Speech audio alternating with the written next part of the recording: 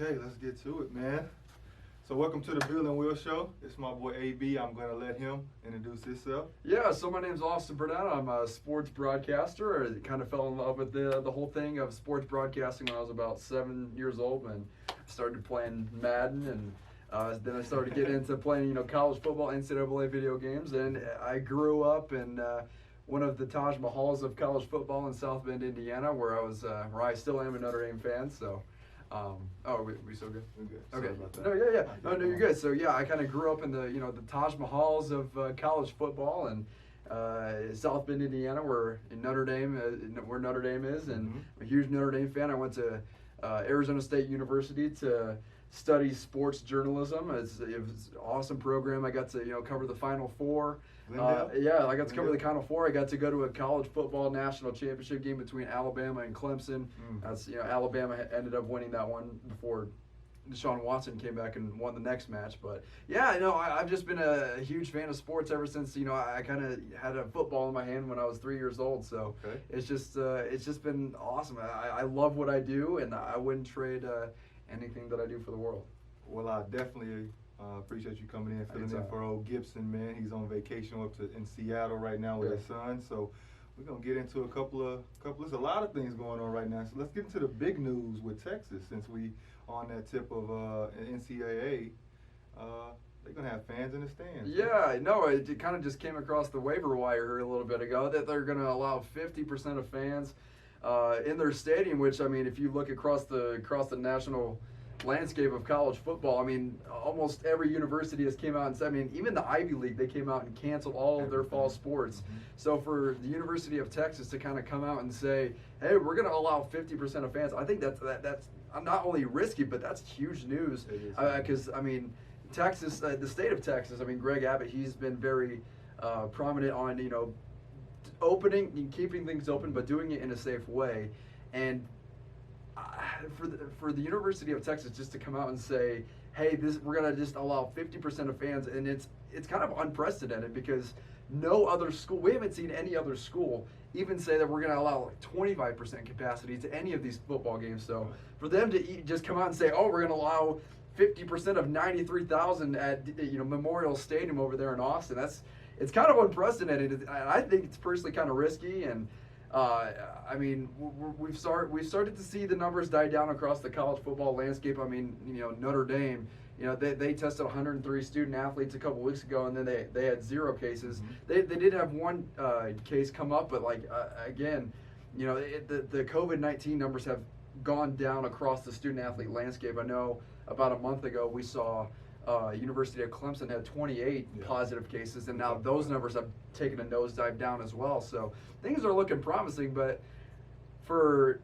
them to just come out and say we're going to allow 50% of 93,000, I think I don't know. I think it's risky, but hey, I don't know. We're going to see how it turns out. For me, I think Texas should do it. I think being the biggest university in the land, I think they should be the ones that are the ones everyone else follows.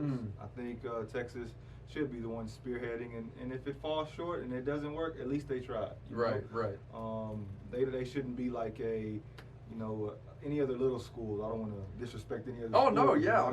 But I think they should spearhead this thing and see if it works. 50,000, like you said, it is a risky. 50,000 people in one spot after what's going on now is very risky, but I think it's doable. If you have barriers or something like that and space these fans out at least 6 feet or something like that, I think it's doable. I mean, if you look at stadiums like the Big House or the Horseshoe at Ohio State, I mean, these stadiums house over 100,000 fans. If you cut that down to 25%, that's still 30,000 fans or so. Sure. That's still 30,000 fans or something like that. It's doable. And if you can space these people out, I think you're going to first have to start with with the students. I mean, you're going to have the students in there because that's part of their tuition, and then you're going to think about the band. I mean, just those students and band alone, and maybe some season ticket holders. You spread them out, you got some crowd noise going there. Definitely got some crowd noise in your advantages. I think I'm ready to hear now what the Texas school districts are going to do now for the actual school districts. If they're going to follow suit with those guys and try to have football for the state of Texas, which is such a big thing in Texas.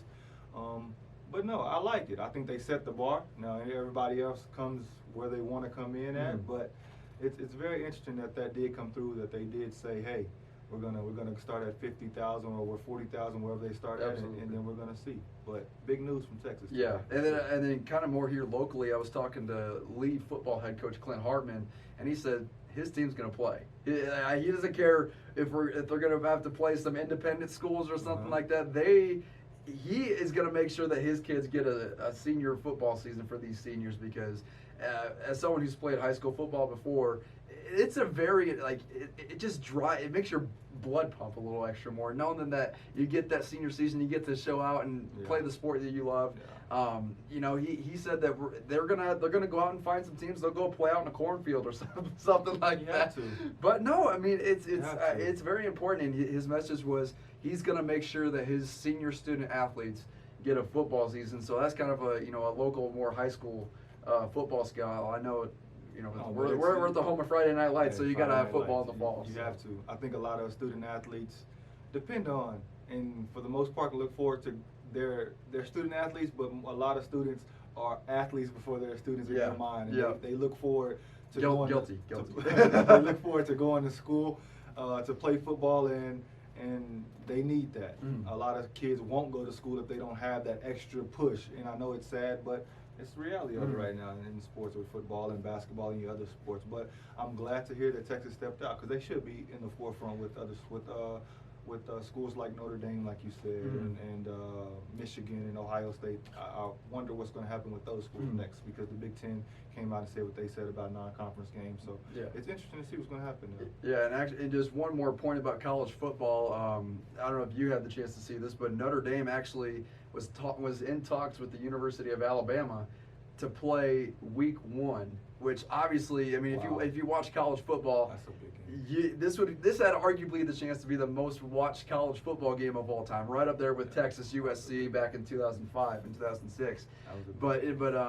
No, I mean Notre Dame. They were talking with the Alabama athletic director, and they have a home series coming up in about 9 years. But I mean, people want to see games being played right now. So, Jack Swarbrick at Notre Dame was talking to the Alabama athletic director to try and see if they can get something going for a big time Week 1 matchup, and then Bama goes and schedules BYU. So hey, you can't say Notre Dame doesn't try to play a tough schedule here. So they tried, but they didn't get a deal done. But we'll get to see Notre Dame and Alabama square up. Go Cougs. Go Cougs. Go Cougs. Go Cougs. Go Cougs.